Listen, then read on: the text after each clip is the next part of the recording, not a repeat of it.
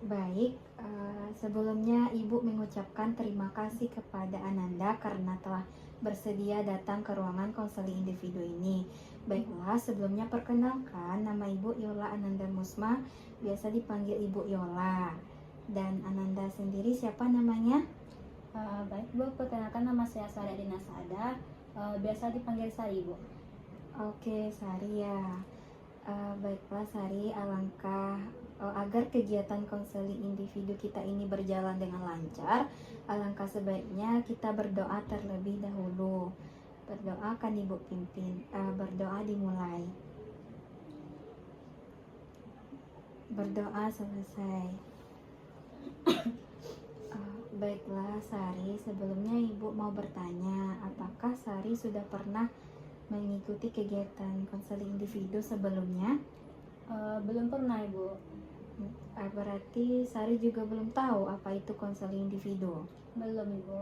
Nah, baiklah, Ibu akan menjelaskan sedikit tentang apa itu konseling individu. Konseling individu itu adalah salah satu jenis layanan BK yang dimana nantinya Ibu sebagai konselor dan Sari sebagai kliennya.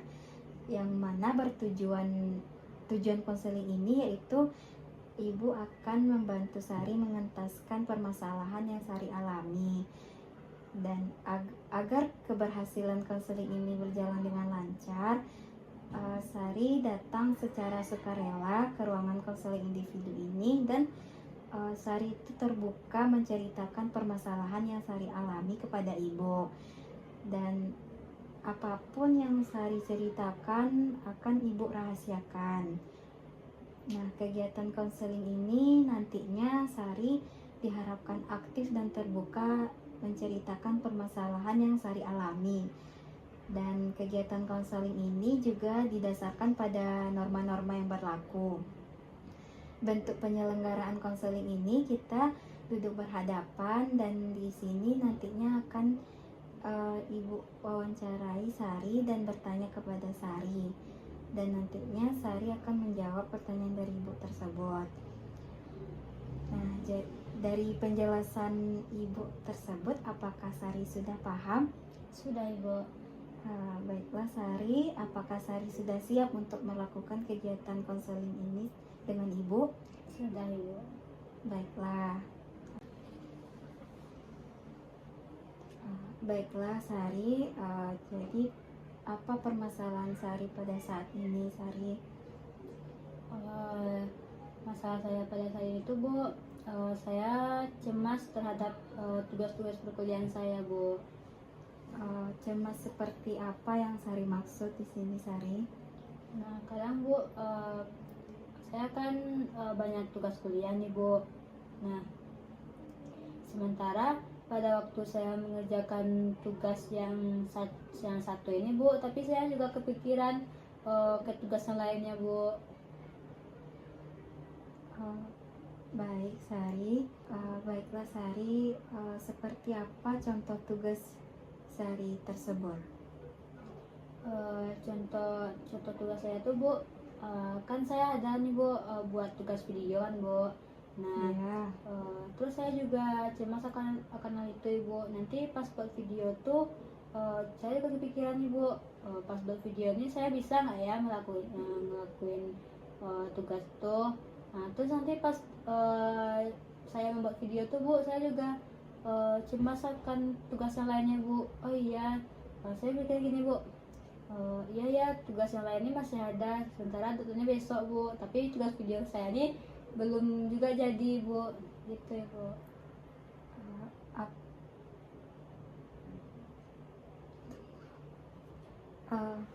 Dari yang Sari katakan tersebut, berarti Sari ada terkendala dalam pembuatan video tersebut, benarkah demikian? Benar Ibu. Hambatan seperti apa contohnya dalam pembuatan video tersebut? Hambatannya tuh kayak saya tuh suka mikir ke tugas yang lain gitu Bu. Seharusnya kan kalau lagi buat video tuh yang memang yang tugas video itu aja yang dipikirkan kan Ibu, enggak tugas-tugas yang lainnya. Tapi saya memikirkan tugas yang untuk deadline-nya besok lah ibu, yang nantinya banyak lah ini itunya ibu, gitu ibu. Oke, Nanda Sari. Eh, Selain tugas video itu, apa contoh tugas yang lainnya, Sari? Contoh tugas yang lainnya itu, tugas saya banyak buat resume ibu, itu pun tulis tangan ibu. Baiklah, Sari. Tadi Sari mengatakan tugasnya ada yang resume buat tulis tangan. Apakah Sari itu langsung siap dalam mengerjakan tugas tersebut atau angsur-angsur terlebih dahulu? Saya mengerjakan tugas kalau tulis tangan tuh kadang tergantung mood ibu, kadang ada juga kan ibu bosannya tulis tangan tuh capek gitu kan bu. Nah, jadi kadang saya buatnya setengah dulu ibu, nanti habis buat tugas tuh saya lanjut nanti main HP bu, seperti nge-scroll lah. Nah, terus setengahnya lagi tuh kadang pakai teteran ibu. Biasanya Sari mengerjakan tugas tersebut di hari apa? Biasanya saya ngerjain tugas tuh di hari Minggu atau enggak hari Selasa ibu, atau enggak hari Senin ibu, karena itu saya libur dalam kuliahnya ibu. Oke, berarti Sari mengerjakan tugas tersebut di hari Minggu Dan Senin. dan Seninnya. Lalu hari-hari seperti Selasa, Rabu, dan Kamisnya, apa kegiatan Sari pada saat itu? Pada hari itu saya kuliah ibu. Baiklah, Sari. Saat Sari sepulang kuliah tersebut, Sari ada mengerjakan tugas? Ada ibu. Kadang pas malam hari itu saya mengerjakan tugas untuk besoknya ibu. Apakah tugas Sari tersebut siap keesokan harinya? Pada malam hari itu tugas Sari siap untuk besoknya? Siap ibu. Nah, Sari bisa menyiapkan tugas pada hari berikutnya. Nah, Sari bisa menyiapkan tugas untuk hari berikutnya. Tetapi Sari itu tidak bisa mengerjakan tugas pada hari libur kuliah Sari. Bagaimana dengan hal itu?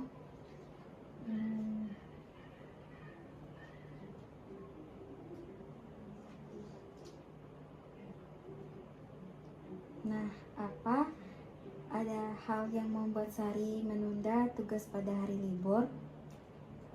Ada ibu. Seperti apa hal yang Sari maksud? Kadang ibu pas hari libur tuh kan saya suka nih bu menunda tugas bu. Nah saya mikirnya kalau hari libur tuh bu, oh ya tugas ini untuk 2 hari lagi, ya udah nanti atau besok aja ngerjain tugasnya gitu ibu. Nah, Sari bisa menyiapkan tugas untuk hari berikutnya, tetapi Sari itu tidak bisa mengerjakan tugas pada hari libur kuliah. Bagaimana dengan hal itu, Sari?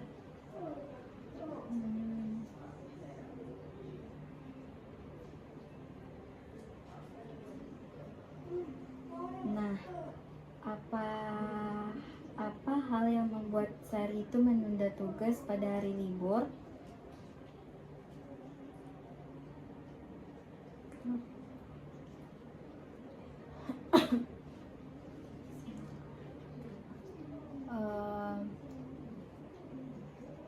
Hal yang membuat saya menunda tugas tuh terkadang bu, ketika saya ingin membuat tugas tuh saya juga ada pikiran gini bu, tugas tuh kan untuk 3 hari lagi, ya udahlah besok aja buatnya gitu bu.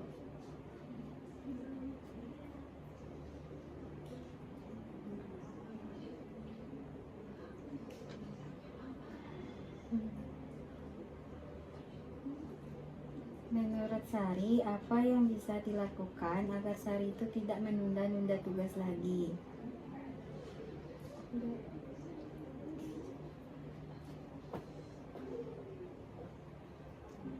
Menurut saya Bu, saya tuh harus lebih banyak ngerjain tugas Bu daripada bermain HP atau malas-malasan Bu. Jadi dari perkataan Sari, Sari harus lebih banyak mengerjakan tugas daripada bermain HP. Benarkah demikian? Benar Ibu. Menurut Sari, apa cara agar tugas Sari itu tidak menumpuk lagi? Mungkin dengan saya ngerjain tugasnya itu pada saat libur kuliah Ibu.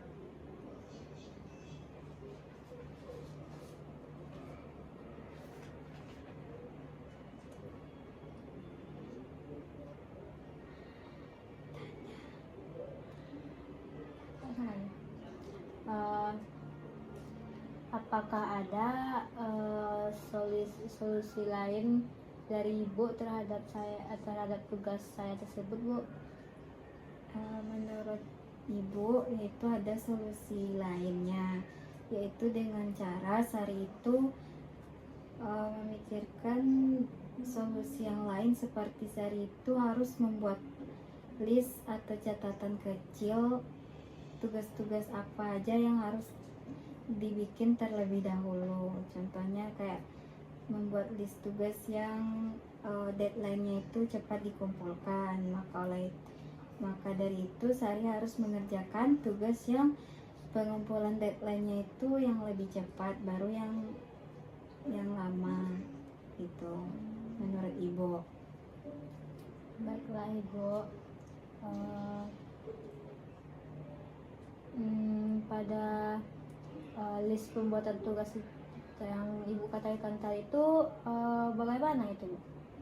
Nah, jadi maksudnya itu kan Sari tadi bingung nih harus ngerjain mana yang dulu kan, kayak harus yang mana dulu nih dikerjakan. Oleh karena itu Sari itu harus membuat list daftar tugas, misalnya tugas hari ini harus dikerjakan sekarang dan dikumpulkan besok.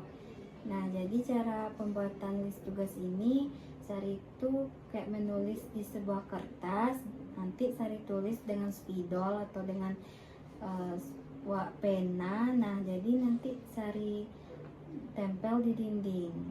Itu maksudnya Sari. Oke Ibu. Oke, terima kasih Ibu. Baiklah Sari, dari pembicaraan kita pada hari ini dapat kita simpulkan, yaitu tadi Sari kan sudah mengetahui cara agar tidak menunda tugas lagi dan cara supaya tugas Sari itu tepat waktu untuk dikerjakan dengan membuat kayak seperti list tugas. Nah, jadi apa perasaan Sari setelah mengikuti kegiatan konseling ini? Saya sudah lega Ibu, dan saya juga sudah mengetahui bagaimana cara agar membuat tugas itu tidak keteteran lagi Ibu. Baiklah Sari, sekian pembahasan konseling kita pada hari ini. Jika Sari ada mengalami masalah lagi, bisa Sari menghubungi Ibu atau datang langsung kepada Ibu untuk melakukan konseling laginya. Baiklah, sekian dari Ibu. Ibu ucapkan terima kasih dan Ibu tutup dengan Assalamualaikum warahmatullahi wabarakatuh. Waalaikumsalam warahmatullahi wabarakatuh. Terima kasih Bu. Sama-sama Sari.